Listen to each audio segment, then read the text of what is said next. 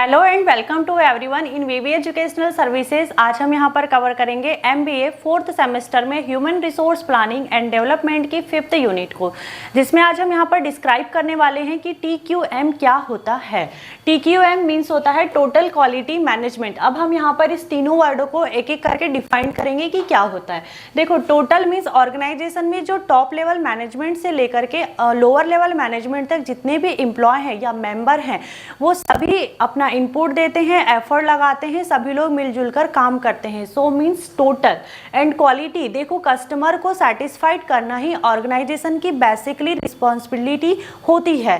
तो हम ऐसी मतलब कहना चाहिए कि ऐसी क्वालिटी दे जो एक्सीलेंट हो। ठीक, तो ये है क्वालिटी मैनेजमेंट। मतलब यहाँ पर हम ऑर्गेनाइजेशन में सभी चीज़ों को साथ में लेकर के चलते हैं, मतलब planning, organizing, leading, directing, controlling, इन सारी चीज़ों को साथ में लेकर चलना ही क्या कहलाता है? मैनेजमेंट कहलाता है। तो देखो, टोटल क्वालिटी मैनेजमेंट क्या है? एक सेट है जिसमें क्या होता है कि सिस्टमैटिक एक्टिविटी होती है। टॉप लेवल मैनेजमेंट से लेकर के लोअर लेवल मैनेजमेंट तक सभी मेंबर ऑर्गेनाइजेशन के गोल को अचीव करने में हेल्प करते हैं या अपना एफर्ट लगाते हैं।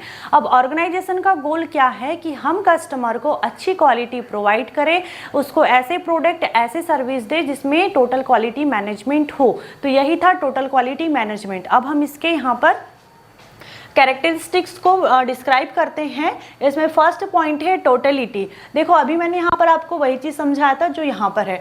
टोटलिटी में क्या होता है कि इसमें all area, all activities and all functions refer करता है ये, और सभी एम्प्लॉय मतलब टॉप लेवल मैनेजमेंट से लेकर के लोअर लेवल मैनेजमेंट तक जितने भी एम्प्लॉय हैं या मेंबर हैं, सभी ऑल टाइम ऑप्टिमम क्वालिटी को यहाँ पर मतलब क्वालिटी के लिए स्ट्राइविंग करते हैं, प्रयास करते रहते हैं। ठीक, फिर यहाँ पर डॉक्यूमेंटेशन। डॉक्यूमेंटेशन में क्या होता है कि ये इंटीग्रेटेड PMI से रिलेटेड होता है। PMI means people machines information से रिलेटेड होता है, जो क्या काम करता है? TQM के एफर्ट को बताता है। फॉर एग्जाम्पल, जैसे आपका एक डॉक्यूमेंट है, उसमें क्या होता है? आपका नाम, पेरेंट्स का नाम, आपके सब्जेक्ट का नाम, आपके theoretical number, practical number, total number, grade आपका, मतलब सारी इंफॉर्मेशन इंक्लूड रहती है, उसको आप डॉक्यूमेंट बोलते हैं अपना। ठीक, वैसे यहाँ पर TQM का भी एक डॉक्यूमेंट होता है जिसमें TQM के एफर्ट के बारे में और उसके बारे में सारी इंफॉर्मेशंस रहती है। ठीक, उसके बाद में है यहाँ पर इम्प्रूवमेंट्स।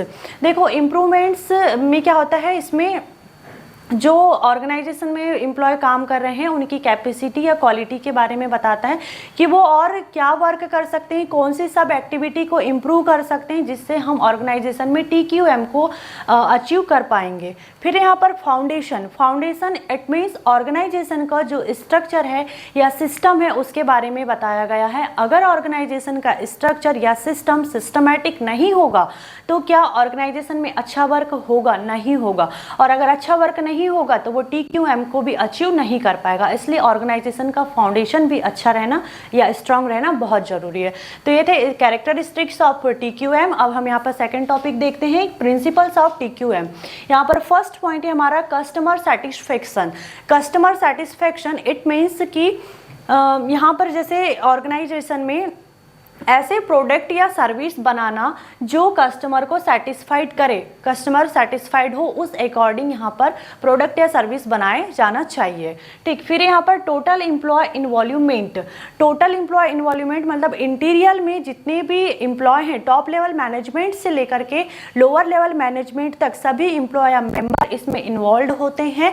लेकिन यहाँ पर जो टॉप लेवल मैनेजमेंट है उसको अपने एम्प्लॉय का ध्यान रखना चाहिए कि वो उसको किसी प्रकार का कोई डाउट तो नहीं है, और फिर उसका एम्पावरमेंट करना चाहिए, इम्प्रूवमेंट करना चाहिए ताकि उसमें वो मोटिव हो सके।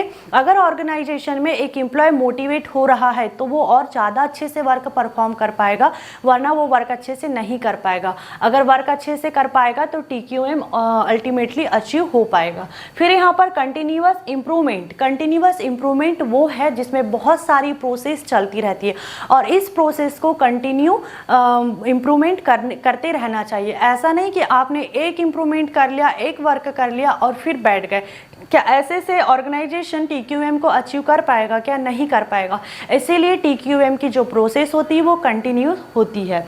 फिर यहाँ पर स्ट्रेटजिक एंड सिस्टमैटिक अप्रोच। देखो, ऑर्गेनाइजेशन में वर्क को लेकर स्ट्रेटजी बनाई जाती है और इसी के अकॉर्डिंग सिस्टमेटिक अप्रोच में वर्क को करते रहना चाहिए कि ऑर्गेनाइजेशन में हम कस्टमर को कैसे सेटिस्फाइड कर सकते हैं, उसके लिए और क्या अच्छा परफॉर्मेंस उसको दे सकते हैं, क्या अच्छा प्रोडक्ट या सर्विस हम उसको प्रोवाइड कर सकते हैं जिससे हम TQM को ईजिली अचीव कर सके। फिर है हमारा इंटीग्रेटेड सिस्टम। देखो, integrated system it means organisation के इंटरनल में बहुत सारे डिफरेंट डिपार्टमेंट होते हैं। तो ये जो डिफरेंट डिपार्टमेंट है ना, ये ऐसा नहीं बोल सकते कि हम वर्क नहीं करेंगे, सभी को कोऑर्डिनेट हो करके मिलजुल करके वर्क करना होगा, तभी TQM अचीव हो पाएगा। क्या किसी एक पर्सन के या एक डिपार्टमेंट के वर्क कर लेने से और पूरा इतना बड़ा ऑर्गेनाइजेशन TQM अचीव कर पाएगा? क्या नहीं। इसीलिए यहाँ पर सभी डिपार्टमेंट को कोऑर्डिनेट होकर के मिलजुल करके काम करने की जरूरत होती है। तेरे principles of TQM। I hope this topic is clear and thank you for watching this video.